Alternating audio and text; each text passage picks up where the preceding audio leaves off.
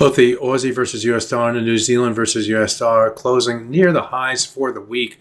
The problem is that the highs are within a narrow up and down trading range that has confined these pairs all week long in volatile trading. So I'll go through the technicals that we're looking at right now and what we might expect in trading next week for these pairs. So let's get started. Let's start by looking at the Aussie versus US dollar. This is the 4-hour chart, and I'll put a box around the trading range that has occurred this week. That's it. We saw a move to the downside earlier in the week, a move to the upside in midweek, a move back down, and a move back up in trading here today. So that W pattern, or up and down, or whatever you want to call it, pattern has been in a relatively confined trading range.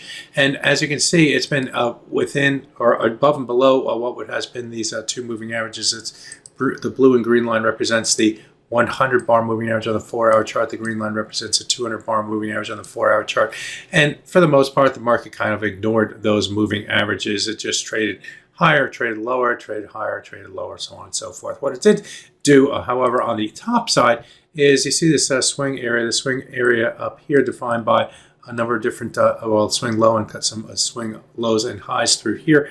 Then we broke to the downside right through here, returned back up to that area right here, fell to the downside right here, returned back up to the area right through here, and then broke above it, and then used that level as support, before breaking to the downside and trading last week. The price extended above that area right through here on a number of different bars here on the 4-hour chart, but ultimately closed the week below that level. And trading this week, we had 1, 2, 3 different times where the price came into that swing area or near that swing area and found willing sellers. That area comes between 0.6326 and 0.6336.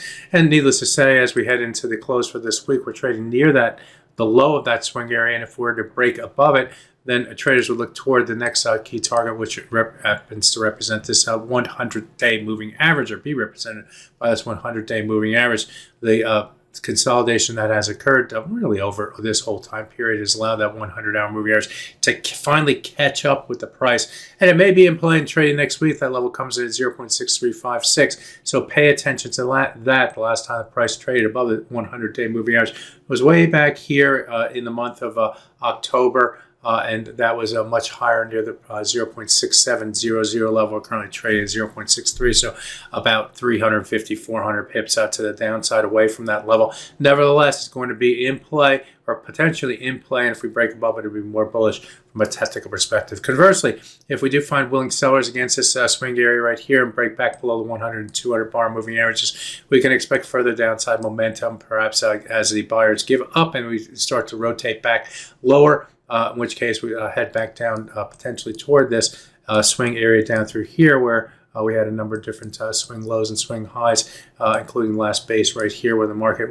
didn't quite get to that level, but found a base and pushed back to the upside. So this area between 0.6162 and 0.6178 will be targeted on the downside if we fall back below the 100 and 200 bar moving averages on the 4-hour chart. Let's take a look at the New Zealand versus US dollar. And I said it looked at similar to the Aussie versus US dollar. I'll put the red box around the trading range for this currency pair. And as you can see, yes, indeed, we've seen up, down, type of price action for this currency pair as well. What we're seeing in it, however, is just a little bit more upside momentum, and that upside momentum has now taken the price to the 100-day moving average at 0.5750. We're currently trading around 5 pips below that level, and like the Aussie versus US dollar, the last time the price traded above that 100-day moving average was going all the way back to October 2024. So it's been a long time since that point. But the ups and downs all through here has allowed the 100-day moving average to catch up with the price. And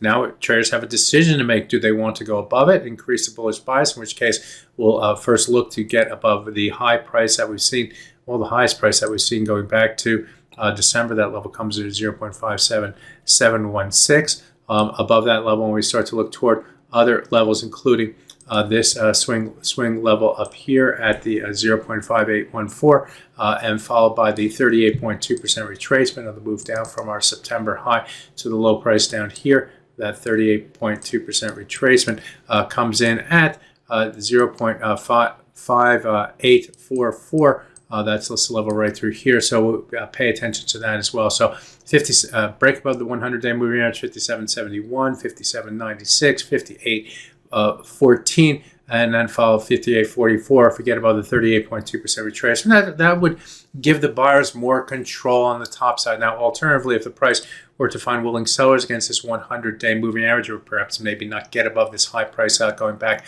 a few weeks, then we'd look for a rotation back to the downside. And on the downside this week, what do? We found support, unlike the Aussie versus US dollar, where we traded above and below the 100 bar moving averages. In the New Zealand versus US dollar, we traded to and found support buyers against that 200-hour moving average. That's a green line in this chart.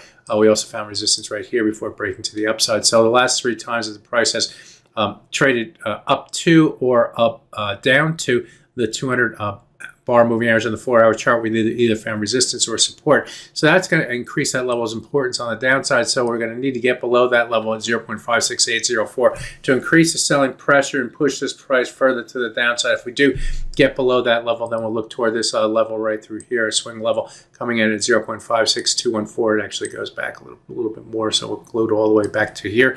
And then we'll look toward this swing area down here, this yellow area, which is defined by a number of different swing lows going through here. And then we broke below it and then reestablished, broke above it and reestablished support. We had some support and resistance right here. And the last thing the market did before moving to the upside was find support against it, push back to the upside. So this area down here would be a key target on the downside if, only if, we can get below the 200 bar moving average on the 4-hour chart. That's going to be key in trade next week, as is the 100-day moving average. So there you have it, a look at the Aussie versus US dollar as we head into the new trading week. My name is Greg McCloskey. Good fortune with your trading. Bye-bye now.